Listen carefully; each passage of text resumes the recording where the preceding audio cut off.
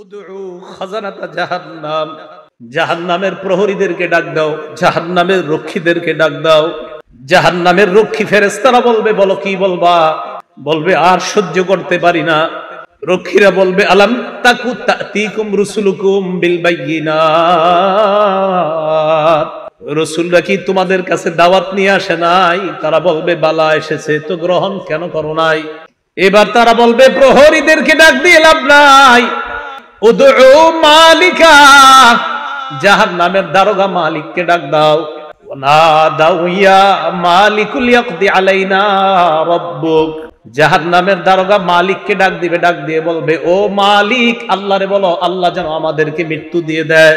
জাহান্নামের দারোগা মালিককে যখন তারা ডাক দিবে, মালিক তাদের ডাকে সাড়া দিবে। ইমাম আহমদ বলেন, রুব্বিতু আন্না বাইনা দুআইহিম ওয়া বাইনা ইজাবাতি মালিকিন ইয়াহুম আলফাআম, মালিক তাদের ডাকে সাড়া দিবে 1000 বছর পর। ডাক দিবে মালিক 1000 বছর পর। জাহান্নামের দারোগা মালিক বলবে, বলো কি বলবা? 1000 বছর পর বলবে, কি বলবা বলো। আল্লাহ আমাদেরকে হেফাজত করেন। তারা বলবে, আল্লাহরে বলো আল্লাহ যেন আমাদেরকে মরণ দিয়ে দেয় জাহান্নামে। মালিক বলবে, ইন্নাকুম মাকিসুন, চুপচাপ আযাব ভোগ করো। এবার তারা বলবে, জাহান্নামের প্রহরীদেরকে ডাক দিয়ে লাভ হয় নাই, মালিককেও ডাক দিয়ে লাভ হয় নাই। উদউ রাব্বাকুম ইখাফফিফ আন্না ইয়াওমান মিনাল আযাব, রবকে ডাক দাও, রব আমাদের আযাব হালকা করে দিবে। কেন না রবের চাইতে দয়ালু আর কেউ না। এবার তারা ডাক দিবে আল্লাহকে। আল্লাহকে ডাক দেওয়ার পর তারা বলবে, সূরা মুমিনুনের মধ্যে আল্লাহ বলেন, রব্বানা গালাবাত আলাইনা শিকওয়াতুনা, এরা ডাক দিয়ে বলবে, আল্লাহ আমাদের হতভাগ্য, আমাদের দুর্ভাগ্য আমাদের উপর বিজয় লাভ করছে। দুর্ভাগ্যদের অন্তর্ভুক্ত হওয়া যাবে না। আপনি জানেন না এই আয়াতটা আমি কতবার তেলাওয়াত করি, যখন সামনে আসে আমার এই আয়াত, কি অবস্থাটা হবে। জাহান্নামীরা বলবে, আল্লাহ আমাদের দুর্ভাগ্য, আমরা দুর্ভাগা হওয়ার কারণে আজকে আমাদের উপর, আমাদের এই দুর্ভাগা হওয়াটা আমাদের উপর বিজয় লাভ করছে। দুনিয়াতে আপনার কথা শুনি নাই। ওয়া কুন্না কওমান দাল্লিন, আল্লাহ আমরা ছিলাম পথভ্রষ্ট সম্প্রদায়। রব্বানা আখরিজনা মিনহা, আল্লাহ আমাদেরকে বের করে দেন না এখান থেকে। ফাইন উদনা ফাইন্না যালিমুন, আল্লাহ একবার বের করে দেখেন, আমরা যদি আর খারাপ কাজ করি, আমরা জালেম, আমরা আর খারাপ কাজ করব না। এই কথা বলার পর আল্লাহ যেই জবাবটা দিবেন, আল্লাহ বলবেন, ইখসাউ ফিহা ওয়ালা তুকাল্লিমুন, আল্লাহ বলবে লাঞ্ছিত অবস্থায় জাহান্নামে থাক, কোনো কথা বলবি না। রব বলবে, কথা বলবি না, চুপচাপ থাক। দয়াময় রব বলবে, কথা বলবি না, চুপচাপ থাক। আমি তোমাদেরকে কি সতর্ক করি নাই? আপনারা জানেন যে ফেরেশতারা এটা বলছে, এটা বলছেন আল্লাহ যখন বলবে লাঞ্ছিত অবস্থায় চুপচাপ, কোনো কথা বলবি না। বহুত পেরেশানির মধ্যে পড়ে যায় আয়াত যখন পড়ি। রব যখন বলবে কোনো কথা নাই, কি অবস্থা হবে। তাই বলছিলাম, দুনিয়া থেকে নিরাপত্তা নামা নিয়ে যাওয়া, নিরাপত্তা নামা যদি নিয়ে না যাইতে পারি, ঠকে গেলাম, হতভাগা হয়ে গেলাম। আল্লাহ সকলকে সৌভাগ্যবানদের কাতারে শামিল হওয়ার তৌফিক দান করেন। তো আল্লাহ বলবে, ইখসাউ ফিহা ওয়ালা তুকাল্লিমুন, কথা বলবা না, থাকো। তো বলছিলাম ওই যে দরিয়া, এই দরিয়া নামক খাদ্য দেওয়ার পর এরপরে দেওয়া হবে কাঁটাযুক্ত খাদ্য, গুচ্ছ জাতীয় খাদ্য। গলা আটকানোর পর বলবে, পানি দাও। তো পানি দিবে, পান করবে কি, চেহারার সামনে নীতি, চেহারা ঝলসে যাবে, পেটের সব ঝলসে যাবে। তখন তারা ফেরেশতা ডাক দিবে, জাহান্নামের প্রহরী ডাক দিবে, মালিককে ডাক দিবে, আল্লাহকে ডাক দিবে। সবাই তো একটা একটা বলবে। প্রহরীরা বলবে, রাসূল আসে নাই। আর মালিক বলবে, 1000 বছর পর, চুপচাপ আযাব ভোগ করো, তাও তো একটু কথা বলবে। আল্লাহ কি বলবে দেখেন, লাঞ্ছিত অবস্থায় থাকো, কোনো কথা নাই, থাকো। রব যদি বলে কথা নাই, তখন তো শেষ। তো বলছিলাম দরিয়া লা ইউসমিনু ওয়া লা ইউগনি মিন জু', কয় দরি নামক খাদ্যটা কেমন জানো, এটা পুষ্টিও যোগায় না, ক্ষুধাও নিবারণ করে না। আচ্ছা আমরা খাদ্য খাই কেন বলেন তো? হয়তো পুষ্টি বাড়ার জন্য, না হয় যেন ক্ষুধা নিবারণ হয়। আল্লাহ বলে লা ইউসমিনু, দরি নামক খাদ্য পুষ্টিও যোগাবে না, ক্ষুধাও নিবারণ করবে না। কিছু মনে করবেন না, পৃথিবীর একটা খাদ্য আছে যেই খাদ্যটা অ্যাভেলেবল মানুষ খায়, যেটা তার পুষ্টিও যোগায় না, ক্ষুধাও নিবারণ করে না। হুজুর কি এটা? মাশাআল্লাহ, ধূমপান। কি পান? ধূমপান এটা পুষ্টিও যোগায় না, ক্ষুধাও নিবারণ করে না। বুঝা যায় দুনিয়ার ধূমপান জাহান্নামের দড়ির সাথে অনেকটা মিলে যায়। আপনাদের মুসল্লি যারা আছে এগুলোর দিকে তাকায় বলেন কি ঠিক আছে? দড়ি যেটা পুষ্টিও যোগায় না, ক্ষুধাও নিবারণ করে না। তো আমি কিন্তু বলছি না, আপনারাই বলছেন, আমি কিন্তু প্রথমে বলি নাই ধূমপান, আপনারাই বললেন এই খাদ্যটা কি, এটা পুষ্টিও যোগায় না, ক্ষুধাও নিবারণ করে না। তো আপনারা এবার মিলান এটার সাথে কোনটা মিলে। এরপরেও যদি কেউ ধূমপান করে কি করা, আল্লাহ হেফাজত করে না। তাহলে দড়ি নামক খাদ্য পুষ্টিও যোগায় না, ক্ষুধাও নিবারণ করে না। তো আমরা দেখছি যে এটার সাথে একটা খাদ্যের মিল আছে। আর আমি মাঝে মাঝে অবাক হই, ধূমপানের প্যাকেটের মধ্যে লেখা থাকে ধূমপান মৃত্যু ঘটায়, লেখা আছে, মনে করেন লেখা আছে মৃত্যু ঘটায়, মানে আমি দেখতেছি লেখা মৃত্যু ঘটায়, এরপরেও টান দিতেছি। মানে কি? আল্লাহ আমাদের সকলকে এই দুনিয়াতে থাকতেই আমি আপনি সহ আমরা সবাই যেন একদম কবর থেকে নিরাপদ হয়ে যেন আমরা কিয়ামতের মাঠে গিয়ে রহমতের চাদরে ঢেকে যেন আল্লাহ আমাদেরকে পুল সিরাত পার করে দেয়। আমিন। তাহলে এতক্ষণ জানলাম আমরা এমন কিছু চেহারা, যেই চেহারাগুলা নিচে থাকবে, যেই চেহারাগুলার ভয়ঙ্কর অবস্থা হবে, জাহান্নামে যাবে, এরকম এরকম হবে। এবার আল্লাহ কি বলে দেখেন, ওয়াজুহুই ইয়াউমাইদিন নাঈমা, কিছু চেহারা থাকবে নিয়ামতে পরিপূর্ণ। আলহামদুলিল্লাহ, আল্লাহ আপনি আমাদেরকে ওই চেহারাওয়ালা বানায়া দেন। আমিন। লিসাইহা রাদিয়া, আগের চেহারাওয়ালাদেরকে আল্লাহ বলছে দুনিয়ার মধ্যে তারা গুনাহের কাজ করছে, কষ্ট করার কারণে কিয়ামতের ময়দানে তারা ক্লান্ত। এবার কি বলে দেখেন, লিসাইহা, তারা দুনিয়ার মধ্যে আখিরাতের কর্ম করার চেষ্টা করছে, এই চেষ্টা করার কারণে রাদিয়া, কিয়ামতের ময়দানে তারা সন্তুষ্ট হয়ে যাবে।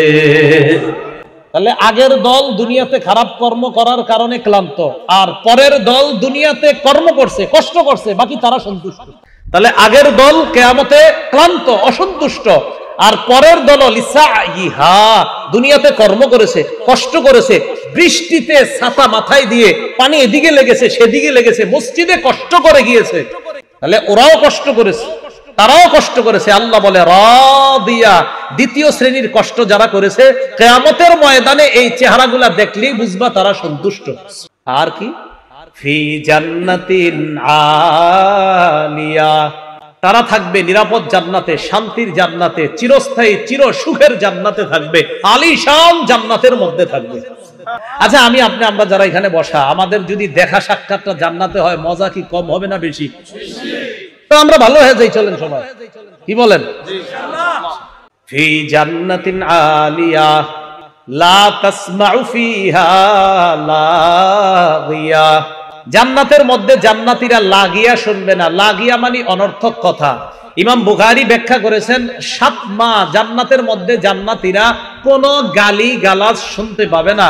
দুনিয়াতে আমরা অনেক কিছু শুনছি, ইমাম সাহেবরা শোনে, খতিবরাও শোনে, মাদ্রাসার মুতামিম সাহেবরাও শোনে, কত মানুষের কত কথা শোনে।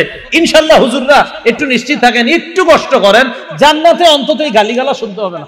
লা তাসমাউ ফিহা লাগিয়া, জান্নাতের মধ্যে অনর্থক কোনো কথা থাকবে না, কোনো অনর্থক কথা শোনা যাবে না। কত সুন্দর কথা হবে জান্নাতে, সে আলোচনা আমি পুরোটা করছি না। সর্বশেষ জান্নাতি যেই মানুষটা, এই মানুষটা আল্লাহরে সর্বশেষ তখন যখন তাকে জান্নাত থেকে বের করবে, এবার আমার আলোচনা আছে, দেখবেন লম্বা আলোচনা আছে সর্বশেষ জান্নাতির নিয়ে। তো ও যখন সর্বশেষ স্টেজে আল্লাহরে বলবে, আল্লাহ ওই যে একটা গাছ দেখা যাইতেছে, এটার কাছে আমারে নিয়ে যান, এরপরে আমি আপনার কাছে আর কিছু চাইবো না। বুখারী তো আছে, মুসলিম শরীফে লম্বা হাদিস। আল্লাহকে তুমি বারবার কইতেছো আর কিছু চাইবা না, তোমারে এক গাছের নিচে যাই, আবার তুমি আরেকটা চাও, আবার আরেকটার নিচে নেই, আবার আরেকটা চাও, এখন এটার নিচে গেল তোমারে যদি নিয়ে যাই তুমি কিছু চাইবা না? মাবুদ এটাই শেষ, আর কিছু চাবো না। তো আল্লাহ তারে নিয়ে গেছে কোথায়? জান্নাতের একদম দরজার সামনে একটা গাছ। এই গাছটা এত সুন্দর, এত নিয়ামতে পরিপূর্ণ যে আগে যতগুলা নিয়ামত আল্লাহ তারে পার করছে, ওটার কাছে আগের গুলা কিছুই না। ওয়াদা করছে আর কিছু যাবো না। যাওয়ার পর অপেক্ষা করতেছে, হঠাৎ দেখে তার কানে জান্নাতীদের আওয়াজ আসতেছে। সূরা গশিয়া কি বলছে? জান্নাতে কোনো কি থাকবে না, গালিগালাজ থাকবে না। ওই ব্যক্তি জান্নাতীদের আওয়াজ শোনার পর বললে, এত সুন্দর আওয়াজ কিসের? আল্লাহ আমারে একটু ওই আওয়াজ যারা করতেছে তাদের কাছে নিয়ে যান। তাহলে আওয়াজ কত সুন্দর হবে, কারণ তারে তো আল্লাহ একের পর এক নিয়ামত দিতেছে।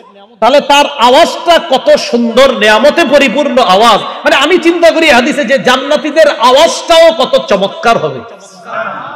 ওই ব্যক্তিরা আল্লাহ বলবে, আরে যাক ঠিক আছে, 10 দুনিয়ার সমপরিমাণ এই যে আওয়াজ, যত সুন্দর ফুলের বাগান, ফলের বাগান, এই জাতীয় 10 দুনিয়ার সমপরিমাণ একটা বাগানের মালিক তোমাকে বানায় দিলাম। একটা আলিশান জান্নাতের বাগান, মানে আলিশান জান্নাত, এই জান্নাত মানে প্রাসাদ, রাজ প্রাসাদের মালিক বানায় দিলাম। তো আল্লাহ বলেন, লা তাসমাউ ফিহা লাগিয়া, যেই চেহারাগুলা সন্তুষ্ট চিত্তে তাদেরকে দেখবা, তারা জান্নাতের মধ্যে কোনো গালিগালাজ শুনবে না।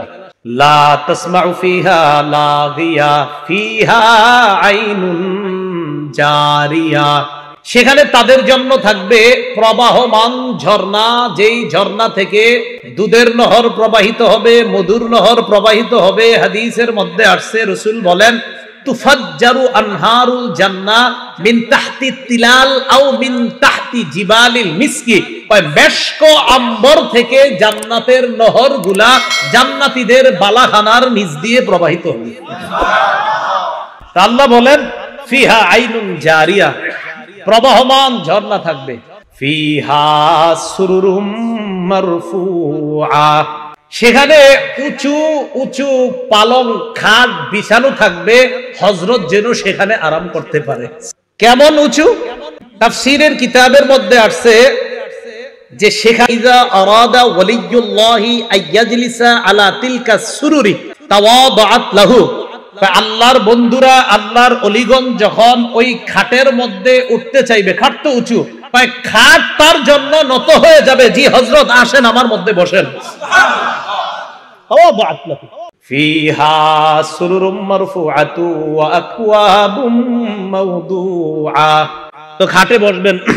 বসার পর দুনিয়াতে তো বিভিন্ন জন, তারা বিভিন্ন মত টান দিছে, যে ভাবসাব, আল্লাহ পাক রব্বুল আলামিন তো আপনাকেও দিবে যে তুমি তো দুনিয়াতে এই মদ টদ ছুঁয়েও দেখো নাই, তোমাকেও সেখানে শরাবান তাহুরা পরিবেশন করে গ্লাসের মধ্যে ওই শরাব দিয়ে, ফিহা আকওয়াবুম মাওদুআ, তোমার সামনে ওই শরাবান তাহুরা যুক্ত ওইটা পরিপূর্ণ গ্লাসগুলা তোমার সামনে সাজানো থাকবে। নাও তুমি আর তোমার বিবি পান করতে থাকবে। এজন্য বলছি, একবার চলেন, কষ্টে কোনো মতে যাই, তাই গুনাহ করা যাবে না, ঠিক আছে না? ইনশাআল্লাহ গুনাহ আজকে থেকে ছেড়ে দেব ইনশাআল্লাহ। কালকে এই মুহূর্তে আমি যে কবরে থাকতে পারি, আপনি কবরে থাকতে পারেন, তো কি দরকার আছে? যেহেতু মরে যাবই, তো কষ্ট করো মতে গুনাহ থেকে বাঁচি, বাস গুনাহ থেকে বাইচা মরবো ইনশাআল্লাহ। মানুষ মনে করতে পারে, আচ্ছা আল্লাহ কি এগুলো দিবে? মনে করতে পারে যে এত বড় বড় খাট, পালং ইত্যাদি। তা আল্লাহ বলে, মিয়া চিন্তা করো না, আফালা ইয়ানজুরুনা ইলাল ইবিলি কাইফা খুলিকাত, তারা কি দেখে না ওটের দিকে, ওট কিভাবে সৃষ্টি করা হয়েছে, একটু ওটের দিকে দেখে না? ওয়াইলাস সামাই কাইফা রুফিআত, আকাশের দিকে তাকায় না, আকাশ কিভাবে উঁচু করে রাখা হয়েছে? আচ্ছা একটু খুঁজি আমরা, দেখি কোথায় খাম্বা আছে, নাই তো এইভাবে রয়েছে কেন? এটা জোরে বলেন, কে রাখছে? কে রাখছে এইভাবে? আল্লাহ বলেন, ওয়াইলাস সামাই কাইফা রুফিআত, আরে খুঁটি ছাড়া আসমান যদি আমি এইভাবে রাখতে পারি, আর তোমাদেরকে এই নিয়ামতে পরিপূর্ণ জান্নাত দেওয়া তো আমার কাছে কোনো ব্যাপার না। ওয়াইলাল জিবালি কাইফা নুসিবাত, খুব মন দিয়ে এই জায়গাটা বুঝেন, ওলামা হযরত আছেন। প্রথমে ওটের কথা বলছে, পরে আকাশের কথা, পরে পাহাড়ের কথা। কেন আগে ওটের কথা? কেন?